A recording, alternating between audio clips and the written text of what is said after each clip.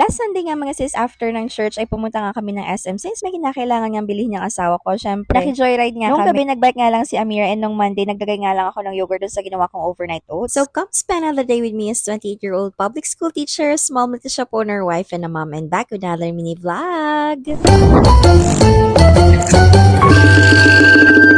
Nung Saturday nga mga sister, meron nga kaming community class. So after nga namin sa gawaing bahay mga mima, ayan dumiretso na nga kami ng church. And kasama pala namin si Amira yan mga sis, kaso nandun nga siya katabi ni Ate Gab. Kasi hindi talaga po pwedeng mawalay sa amin si auntie ninyo. And ayun, pagka-uwi ng bahay mga sis, ay wala na ako masyadong clip since medyo masama pa rin nga ang pakiramdam ko niyan. Kinabukasan nga mga mi, ayan Sunday nga niyan. Mag-church nga kami yan mga mima at itong si auntie ninyo for the twinning araw kami, charing. Kung mapapansin nyo nga yung buhok ni Amira mga sister, para nga siyang maglalaba dyan, charing. Paano ba naman kasi mga mima, ayaw na nga niya magpapalit ng hairstyle dyan. Kasi gusto niya nga raw clip yung si Melody mga mima. So ayan, sumakay na nga kami yan mga sister kasi hinihintay na nga lang namin si Tita Ara niyan. At syempre, naki-color coding nga rin itong asawa ko mga mima, charing. After Sunday service nga mga sister, itong asawa ko ay nag-aya nga sa dagupan since may kinakailangan nga daw siyang bilhin. Hindi ko na nga na-videohan yung ibang errands namin mga sis kasi hindi ko rin alam, char. So ayun, may binili nga lang siya mga mima na kinakailangan nga sa mga isda niya. Syempre kami nga yung mga dakilang, sige, sama kami, char. And on this part mga sister, nagpapabili nga ng inumin si Amira dito sa may citrus. At ang lakas nga ng trip ni auntie ninyo, gusto nga daw niya yung lemon na may Dutch mill. O diba? Hindi ko nga alam mga mima kung anong lasa nun since ang palagi namin binibili ay yung may Yakult lang. Kasi diba may flavor yung Dutch mill mga mima. So ayun, nung natikman ko nga mga sis, hindi naman ako masyadong nasarapan. Pero syempre kinakailangan masarap mga sister para naman inumin ni Amira. So mas okay pa rin ako dun sa lemon Yakult mga mima. So after nung iba naming errands mga sister, ayan, natulog nga lang kami nung hapon. Kinakailangan ko nga bawiin yung lakas ko mga mima dahil kinabukasan ay may pasok na nga ako ulit. Hindi ko kasi alam mga sister, nung nagtuturo nga ako, parang nag-iba yung ihip ng hangin, char. Bigla na lang na parang nagpapalpitate ako, tapos biglang sumakit ang ulo ko, ganun. Tapos nung kinagabihan nga nun mga sister, ay nilagnat na nga ako. And nung gabi mga mima, ayan, si Amira nga ay nagbike sa may labas. Since bagong espalto nga tong kalsada namin mga mi, char. Hindi na nga mahihirapan magbike si Amira dito mga sister. Ayun nga lang, kinakailangan may kasama pa rin siya mga sis kasi medyo bumilis nga ang mga sasakyan na dumadaan dito. Inikot nga lang namin si Amina dyan mga sister at bibili nga sana kami ng puto bongbong kaso hindi nga sila nagbenta nung araw na yan mga mi. And ayan, hinahayaan lang namin maglaro si Amira mga sister since parang 1 week nga silang walang pasok since fiesta nga sa Malasiki. After nyan mga sister, umuwi na rin kami kasi wala nga kami nabili, charing. Kinabukasan mga mi, Monday nga yan, naglagay nga lang ako ng yogurt dun sa ginawa kong overnight oats. Naubusan na nga ako ng ibang ingredients mga sister. Naglagay nga ako ng yogurt mga sis para nga medyo may lasa nga yung overnight oats natin since hindi rin ako naglagay ng sugar dyan. Yan pala mga mima, po pwede nga yan tumagal sa ref ng 3 days. After nun mga sisi, pumasok na rin ako. Syempre, dapat for the hatid ang inyong Disney princess, char. So after work nga mga sister, sinundo na nga ako ng mag-ama ko. Syempre, kasama nga talaga si auntie ninyo at hindi nga yan natulog ng hapon. Pagka-uwi nga mga mima, yan very excited na nga ako magmerienda, char. Actually, ilang araw na nga ako nag-crave sa leche flan mga sis. Kaso wala nga ako sa mood na gumawa, charing. Buti na nga lang mga mi, gumawa nga yung mother dear ko. Ayan, craving satisfied nga tayo dyan mga mima, char. Diba, ganyan ko nga siya tinitikman mga sister para nga mas malasahan ko, charing. Kasi nga magkaiba kami ng process ng mother dear ko kung paano nga gumawa ng leche flan. So nilalasahan ko nga mga mima kung ano nga yung mga nilagay niya. Food critic yarn, char. And yung isa ko nga kinakain mga mima, yung palitaw na merong gata. So ayun lang muna for today's video. Thank you for watching. Bye!